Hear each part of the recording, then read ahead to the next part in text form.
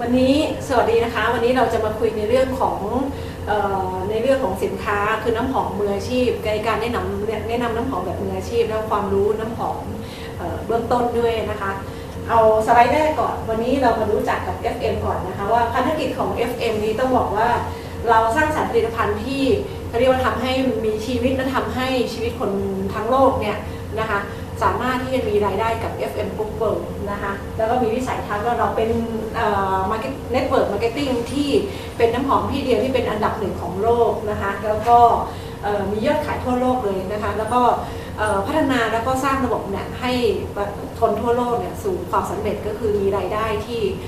ตามความฝันของตัวเองนะคะทีนี้มาดูรูปแบบกันต่อว่าผลิตภัณฑ์ของน้ำหอมของ FM Group World เนี่ยมีอะไรบ้างก็ต้องบอกว่ามีทั้งตัวคอลเลคชันสำหรับผู้หญิงและก็สำหรับผู้ชายในรูปแบบที่แตกต่างกันนะคะก็คือมีทั้งสองลักษณะเลยก็คือทั้งตัวคลาสสิกเองแล้วก็ตัวของลักชัวรี่ด้วยนะคะทั้งนี้ทั้งนั้นเนี่ยต้องบอกว่าแพ็กเกจที่เราเห็นอยู่นะคะเป็นแพ็กเกจที่เลือกมาให้เหมาะสมกับประเทศไทยนะคะแล้วก็แต่ละประเทศต้องบอกว่าก็มีความแตกต่างในเรื่องของนัมเบอร์หรือกลิ่นที่จะนำเข้าประเทศนั้นๆนั้นเนี่ยเรามารู้จักกันก่อนแล้วแพ็กเกจเนี่ยมาจากไหนก็ต้องบอกว่าแพ็กเกจเนี่ยมาจากโรงงานที่ใช้ชื่อว่าเพอร์ลานนะคะที่ผลิตน้ำหอมให้กับผลิตขวดน้ำหอมทุกทีค่ะผลิตขวดน้ำหอมให้กับเคาน์เตอร์แบรนด์หลายๆยี่ห้อเลยนะคะแล้วก็มีทีมพัฒนาทางด้านของแพ็กเกจเองแล้วก็ในส่วนของพัฒนาในเรื่องของน้ำหอมด้วยนะคะอยู่ที่ประเทศโปแลนด์ด้วยกันนะคะดังนั้นเนี่ยแพ็กเกจต่างๆเราจะเห็นรูปแบบได้ก็คือในส่วนของหน้าเว็บไซต์ก็ดีในแคตตาล็อกก็ดีนะคะมันก็จะมีหน้าตาแบบนี้ค่ะที่เห็นนำตามสไลด์นี้นะคะก็ลองติดตามดูในเรื่องของเว็บไซต์แล้วก็ในการ PR ต่างๆนะคะในสื่อสารต่างๆนี่มาดูก่อนว่าผลิตภัณฑ์ของเราเนี่ยมีจุดแข็งยังไงบ้างนะคะก็ต้องบอกว่าของเราเป็นผลิตภัณฑ์น้ำหอมที่มีผู้จำหน่ายทั่วโลกเลยนะคะก็คือ48สาขาทั่วโลกณปัจจุบันนี้นะคะแล้วก็จุดเด่นของน้ำหอมของเราก็คือบริษัทดรอมเนี่ยต้องบอกแนะนำให้รู้จักบริษัทดรอมกันก่อนนะคะดรอมเองเป็นผู้ผลิตน้ำหอมให้กับเคาน์เตอร์แบรนด์ทั่วโลกเลยกว่า 80% เนี่ยผลิตที่ดรอมนะคะแล้วก็อยู่มาประมาณ103 ปีแล้วได้รับการยอมรับว่าเป็นเรียกว่าเป็นผู้ผลิตน้ำหอมที่ได้รับมาตรฐานแบบทั่วโลกเนี่ยได้ให้ความนิยมแล้วก็ให้การผลิตนิยมที่จะผลิตที่นี่นะคะจริงๆแล้วเนี่ยบริษัทดอมเนี่ยเป็นอันดับหนึ่งของการผลิตน้ำหอมที่หลายๆคนอาจจะยังไม่รู้จักนะคะแต่ว่าทั่วโลกนั้นรู้จักกันในประเทศไทยเนี่ยอาจจะยังรู้จักน้อยนะคะเราจะรู้จักกันในนามของอะไรของน้ำหอมเคาน์เตอร์แบรนด์ต่างๆซึ่งเรากำลังจะบอกว่าดอมเนี่ยค่ะเป็นผู้ผลิตให้กับน้ำหอมเคาน์เตอร์แบรนด์นะคะในหลายยี่ห้อด้วยกันที่ท่านรู้จักนะคงไม่ขอถึงว่าเคาน์เตอร์แบรนด์ยี่ห้ออะไรนะคะแล้วก็พอดอมเนี่ยได้เปรียบนะคะเพราะว่าเราเองเนี่ยเป็นผู้ผลิตน้ำหอมให้กับเคาน์เตอร์แบรนด์ดังนั้นจุดเด่นของเราก็คือเรารู้อยู่แล้วว่าส่วนผสมมีอะไรบ้างนะคะจุดเด่นอีกเรื่องหนึ่งก็คือว่าในเมื่อเรารู้แล้วเนี่ยเราก็คงต้องบอกว่าเราต้องทำให้ดีกว่าและจุดแข็งของเราที่สามารถพูดได้เลยว่าเราสามารถที่จะผลิตเขาเรียกว่าส่วนผสมที่ได้ดีกว่าได้ติดทนนานกว่าและคุณภาพที่สูงกว่าในราคาที่ย่อมเยาด้วยเพราะเราเป็นโรงงานที่ผลิตโดยตรงนะคะดอมเป็นแล้วต้องบอกว่าดอมเองเนี่ยค่ะอยู่ที่ประเทศเยอรมนีนะคะซึ่งมีสาขาอยู่ทั่วโลกประมาณ15 โรงงานทั่วโลกนะคะแต่ว่าดอมสาขาสำนักงานใหญ่เนี่ยอยู่ประเทศเยอรมนีนะคะแล้วก็ทางด้านของแบรนด์นะคะต้องบอกว่าเราจับมือดอมเนี่ยจับมือกับบริษัทเพอร์ลานเป็นใครเพอร์ลานก็คือเป็นตระกูลทาวินสกี้คือสมัยคุณพ่อของคุณอาร์เธอร์ทาวินสกี้ค่ะเป็นผู้เป็นเจ้าของนะคะดำเนินธุรกิจทางด้านของโรงงานผลิตตัวแพ็กเกจโดยตรงนะคะอย่างที่บอกไปว่าผลิตให้กับทางเคาน์เตอร์แบรนด์แล้วก็จับมือกับดอมนะคะมาทำเป็นภายใต้แบรนด์เฟอร์ริโกมาโคล่าดังนั้นเนี่ยแบรนด์เฟอร์ริโกมาโคล่าเนี่ยต้องบอกว่าเป็นลิขสิทธิ์ของ FM Group World โดยตรงเลยนะคะดังนั้นในเรื่องของการผลิตน้ำหอมเนี่ยเราต้องบอกว่าเราเป็นที่ยอมรับจากทั่วโลกแล้วก็เป็นถ้าบอกว่ายอดขายประมาณ2,000 ล้านวันนี้ยอดขายทางด้านของ70% เนี่ยมาจากน้ำหอมทั้งสิ้นนะคะดังนั้นเนี่ยเรามาดูอีกนิดนึงว่า ได้รับการออกแบบต้องบอกว่าเรามีทีมพัฒนาทางด้านของผลิตภัณฑ์ก็ดีแล้วก็เรื่องแพ็กเกจก็ดีเนี่ยเรามีทีมวิจัยแล้วก็พัฒนาโดยตรงเลยที่ประเทศโปแลนด์ดังนั้นเนี่ยทำให้เราได้รับรางวัลมากมายเลยถ้าคุณสามารถเข้าไปดูในหน้าเว็บไซต์ได้นะคะเราก็จะมีรางวัลมากมายเลยที่เราได้รับรางวัลโดดเด่นแล้วก็ดีเด่นอย่างต่อเนื่องในทุกๆปีด้วยนะคะมาดูกันต่อวันนี้เราพูดถึงน้ำหอมของเราต้องบอกว่าทุกแพ็กเกจที่ท่านเห็นอยู่นะคะก็เป็นน้ำหอมที่นำจากทั่วโลกนะคะแล้วก็สามารถที่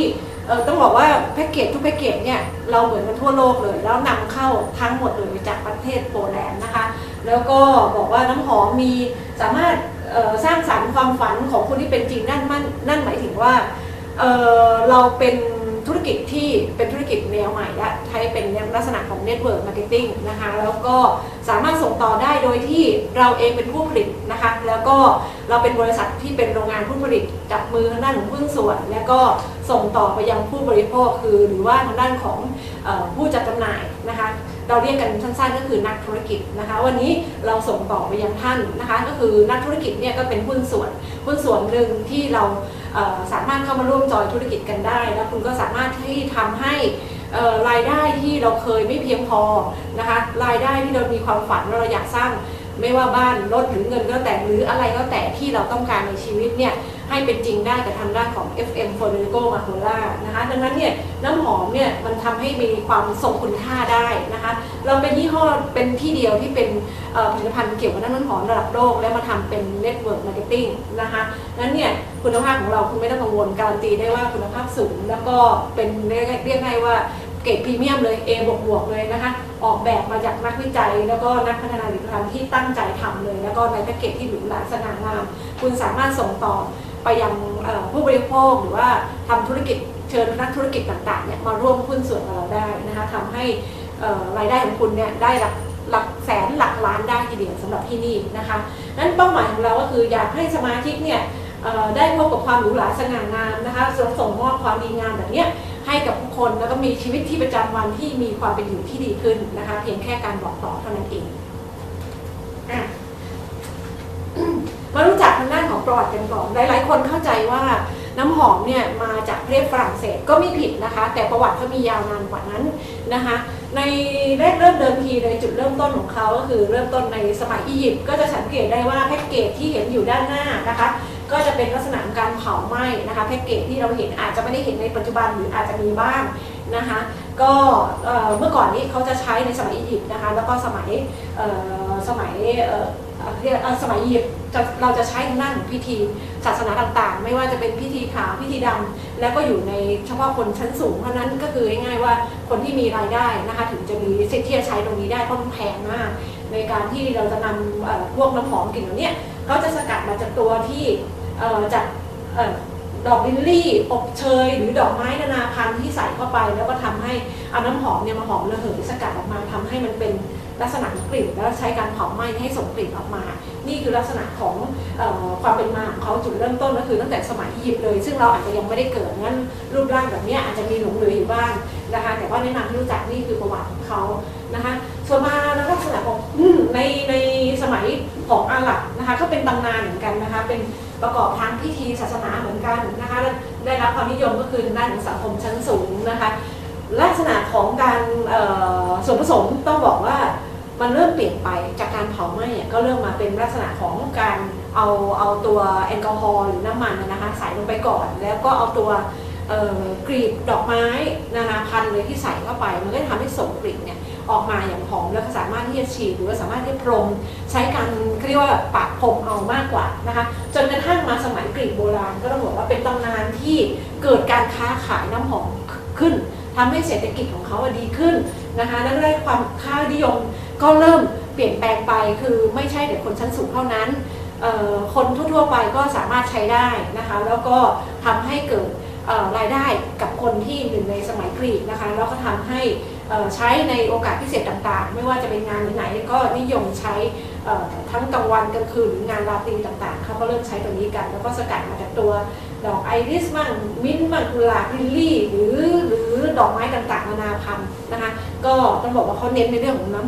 ตัวดอกไม้มากกว่าแล้วรูปร่างเนี่ย ก็จะเป็นลักษณะอย่างที่เห็นนะคะจนกระทั่งถึงณปัจจุบันนะคะจะสังเกตได้ว่ามันจะเป็นรูปแบบของเป็นแพ็กเกจที่แบบเพอร์ฟูมที่มันใช้พ่นเอาฉีดพ่นเอานะคะนั่นคือยุคต่างๆที่เขามีการพัฒนาขึ้นมาเรื่อยๆจนถึงยุคปัจจุบันนะคะนี่มาดูกันต่อว่าประเภทของน้ำหอมมีอะไรบ้างนะคะหลายๆคนต้องบอกว่า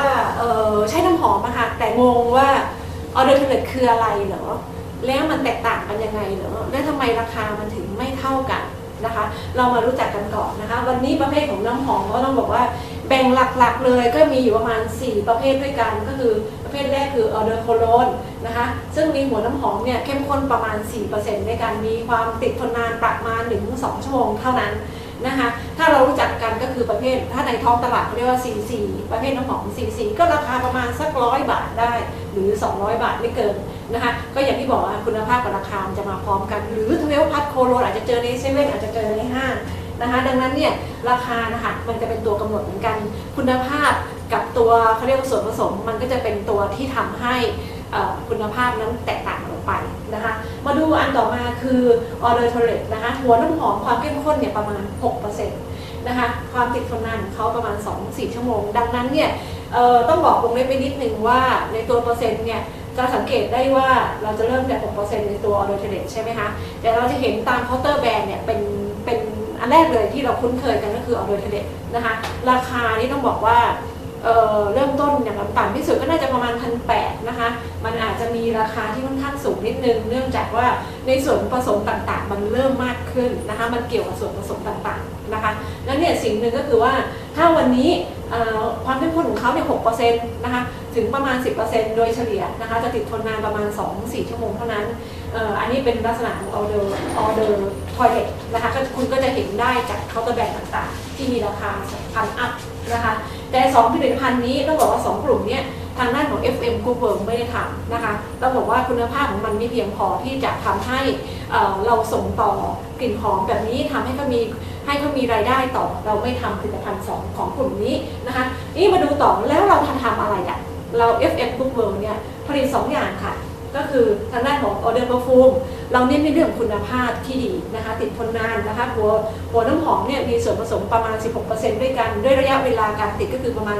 4-7 ชั่วโมงด้วยกันคือง่ายๆว่า1วันทำงานเนี่ยก็ติดไปได้ทั้งวันแหละนะคะในราคาก็ต้องบอกว่าสำหรับของ FM Federico Macola 16% นั้นต้องบอกว่าเริ่มต้นอยู่ที่ถ้าหน้าแคตตาล็อกเนี่ยประมาณถ้าจำไม่ผิดคือ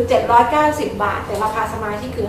550นะคะในรูปแบบของคลาสสิกนะคะที่เป็นรูปแบบลักษณะของขวดเรียบหรูนะคะเป็นมาตรฐานนะคะนั้นเนี่ยถ้ามาดูในเรื่องของเคาน์เตอร์แบรนด์ต้องบอกว่าเปรียบเทียบราคากันแล้วเนี่ยมันห่างกันลิบเลยนะคะของเราเนี่ยราคาก็ต้องบอกว่าถ้าเราคุยในราคา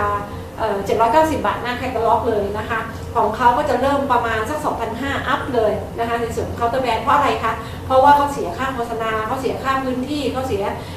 ค่าบิลบอร์ดหรือเสียค่าพรีเซนเตอร์มากมายดังนั้นก็ถูกบวกถูกชาร์จไปเรียบร้อยแล้วแต่ของเราอะค่ะที่ราคาถูกได้เนื่องจากว่าเราผลิตจากโรงงานรองนะคะเป็นผู้ผลิตให้ไม่ว่าเราบอกไปช่วงต้นแล้วว่าในนี้คือในส่วนของ Network Marketing ของเราเนี่ยมีวิธีการส่งต่อยังไงให้กับพาร์ทเนอร์ดังนั้นเนี่ยเราส่งต่อให้กับพาร์ทเนอร์จึงทำให้ราคาเราเนี่ยไม่ได้สูงมากแต่คุณภาพนี่ต้องบอกว่ายอดเยี่ยมแล้วเป็นคุณภาพระดับโลกด้วยนะคะนั้นส่วนต่อมาคือในส่วนของประเภทเพอร์ฟูมนะคะต้องบอกว่าน้ำหอมเพอร์ฟูมเนี่ยมีความเข้มข้นประมาณ 20% ระยะเวลาในการติดทนนานคือ 7-9 ชั่วโมงหรือถ้าคุณลองไม่ลองซักเสื้อผ้าดูโยนใส่ตะกร้าไปคุณกลับมาดมอีกวันนึงก็ต้องบอกได้กลิ่นหอมยังคงติดทนนานอยู่และนั่นก็เป็นกลิ่นหอมที่ต้องบอกกลิ่นของเขาเลยนะคะแล้วก็พิสูจน์ได้ด้วยตัวเองได้นะคะงั้นเนี่ยประเภทของ 20% นั้นถ้าเป็นFederico Macola จะอยู่ในส่วนของ Luxury ซะส่วนมากนะคะก็คือเป็นแพ็กเกจที่หรูหราสง่างามมีแพ็กเกจที่แตกต่างรูปแบบแตกต่างกันออกไปนะคะแล้วก็ต้องบอกว่า 20% ของตรงนี้เนี่ยต้องในราคาของเราเนี่ยเริ่มต้นอยู่ที่ประมาณหน้าแคตตาล็อกประมาณ 1,220 บาทราคาสมาชิกเพียงแค่850 บาทเท่านั้นเองสูงสุดก็ไม่เกินประมาณ 1,850 บาทราคาสมาชิกสูงสุดก็ไม่เกิน1,350 บาทเท่านั้นนะคะเปรียบเทียบกับเคาน์เตอร์แบรนด์ถ้าเป็นเคาน์เตอร์แบรนด์ก็คือ 4,500 อัพเลยนะคะดังนั้นเนี่ยคุณรู้อยู่แล้วว่าเรากำลังจะบอกอะไรเรื่องนึงนะคะว่าคุณภาพขนาดนี้ นะคะต้องบอกว่าสำหรับเป็นเฟอร์เรโกมาโฮล่าเนี่ยเทียบเคียงกับเคาน์เตอร์แบรนด์ได้เลยคู่แข่งของเราไม่ใช่ CC นะคะคู่แข่งของเราไม่ใช่เกรดตลาดนะคะคู่แข่งเราเมื่อเปรียบเทียบแล้วเนี่ยก็ต้องบอกว่าเอาแบบระดับเดียวกันก็น่าจะเป็นเคาน์เตอร์แบรนด์นะคะเราการันตีตรงนี้ได้เพราะเนื่องจากรองเป็นผู้ผลิตตรงนี้นะคะงั้นเรามาดูต่อกันเลยนะคะว่านอกเหนือจากนี้แล้วเรามีข้อมูลในที่สามารถนำไปใช้ประโยชน์ได้ทีนี้มาดูว่าเขาบอกน้ำหอมเนี่ยสามารถสร้างสรรค์เย้ายวนแล้วก็สามารถออกแบบได้ยังไงนะคะเรามาเรียนรู้กันก่อนค่ะว่าน้ำหอมนะคะแปลกอยู่เรื่องนึงค่ะมันสามารถที่หนึ่งคือกำหนดเพศได้ไม่ว่าจะเป็นผู้หญิงหรือผู้ชายเกิดจากอะไรคะลองจินตนาการดูหลับตาแล้วลองดมกลิ่นว่าบางกลิ่นอย่างเช่นฟลอรัลตระกูลฟลอรัลอะค่ะพอดมปุ๊บเราจะได้กลิ่นเลยนะคะว่ามันเป็นส่วนของดอกไม้จะเหมาะกับใครคะแน่นอนค่ะมันจะว่าสตรีนะคะส่วนของผู้ชายจะมีกลิ่นอะไรส่วนมากก็จะเป็นวูดดี้นะคะหรือนั่นฟูเจ้ก็ต้องบอกว่าวูดดี้เนี่ยกลิ่นที่นำเลยก็จะเป็นกลิ่นประเภทของโอ๊กมอสเฟิร์นทำให้รู้สึกเย็นๆนะคะเน้นความหนักแน่นนะคะเห็นไหมคะว่าจริงๆแล้วถ้าดมจริงๆถ้ามีโอกาสได้ทดลองนะคะก็อยากให้ทดลองว่ามันมีความต่างยังไงเพราะจริงๆแล้วคุณสามารถจินตนาการได้เลยว่าอันเนี้ยเหมาะสำหรับผู้หญิงอันเนี้ยเหมาะสำหรับผู้ชายอันดับต่อมาคือ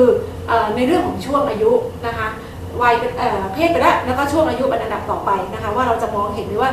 ฟอลโล่จะเหมาะกับใครนะคะอายุประมาณไหนยกตัวอย่างเช่นง่ายๆว่าวันนี้ในตระกูลซีทัสนะคะในตระกูลซีทัสเนี่ยวัยเนี่ยต้องบอกว่าเป็นวัยรุ่นนะคะถ้าจะยกตัวอย่างอายุก็คือเป็นประมาณสัก10กว่า15จนถึงประมาณ20ต้นๆถ้าจะยกตัวอย่างก็จะเป็นเห็นชัดๆก็อย่างยาย่าเนี่ยยาย่าณเดชน์นะคะนั้นเนี่ยอันนี้ก็เป็นช่วงวัยของเขานะคะเป็นลักษณะของเขาเรียกว่าล่าเริงแจ่มใสเรียกเป็นคนกระฉับกระเฉงนะคะในวัยรุ่นเนี่ยจะมีบุคลิกลักษณะนี้นั่นก็จะเห็นได้ว่าตระกูลซีทัสมันสามารถกำหนดในเรื่องของ